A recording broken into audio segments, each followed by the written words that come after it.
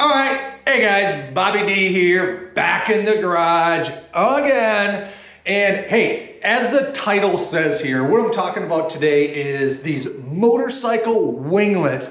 Man, these things are all over the place now. You see them coming out on the new bikes, all over the social media groups and group rides. Everybody's asking about winglets, add in winglets. What do they do? Are they any good? So, hey, what the hell are these? And are these more bullshit BS that you actually need, can use, benefit from? Let's talk about that. Motorcycle winglets. Let's just define what these things are before we even go any farther. So winglets, just as you know, the name says, wings, and there's other content and all kinds of stuff out there, people talking about them. But what they are is they're just these things that you see right here. They're little wings that, you know, motorcycle aerodynamic manufacturers and wind tunnel specialists have found ways to increase the downforce on a motorcycle and make guys get around the track faster. So back, you know, we're probably talking a decade ago, we seen these things starting to show up on the Moto GP bike. So it was a big thing. The top technological motorcycles that we can buy started having all these aerodynamic gizmos and things on them. But why are we seeing these things on the bikes that you and I are buying now? Well, let's rewind a little bit here. We got to go back to rules that motorcycles have to follow in order to be raced. So Moto GP and the GP classes, those are all custom built machines. Those are parts you and I aren't buying. Those are motorcycles that aren't on the showroom floor. But when we look at race class motorcycles that are production class motorcycles, they've got rules, parameters, and kind of guidelines they got to follow. That's where you get some of these special homologated models that are available. And really what that means is so many of a certain motorcycle have to be available to the public in order for that motorcycle to actually be raced. Along that same line of thinking is certain aspects of that motorcycle have to be carried over to the race bike. So that's where these winglets come in. So the MotoGP crowd, hey, they found out these things actually work at certain speeds, velocities, the stuff that, yeah, you're not doing it on the road.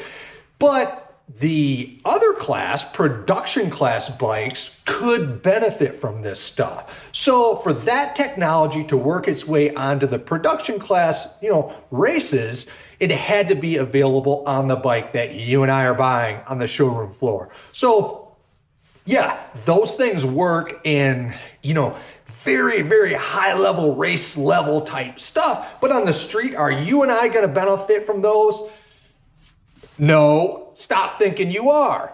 But, you know, there's different reasons. People, you know, technology. Hey, you know, there's a lot of people that are riding around on our leader bikes, our sport bikes, and the majority of people, whether you're on a 600, 750 leader bike, you're really not even using nowhere near the capacity of that bike on the street, or even if you're a track day guy, but nothing to take from the person who just likes owning technology. So, you know, owning a bike that has the top level spec of everything, there's all kinds of mods that we put on these things that we don't use on the street. You know, that's fine. We like to own the technology, but I look at some of these mods and these winglets that people can buy and slap them on their bike, and the questions that people are asking, hey, can you feel the winglets? And when you put these on, boy, it makes me think of back about 20 years ago, if you're old enough to remember the old fake ram air hood scoops? Everybody was sticking those on their car. Stupid shit. And it makes me think the same thing when I look at a lot of people slapping the winglets on their bike because they think they need them. Hey, I'm not here to bust your balls or tell you how to spend your money. And if you like the way they look and you like the technology, I get it. That's cool. I've got a lot of stuff on my bikes.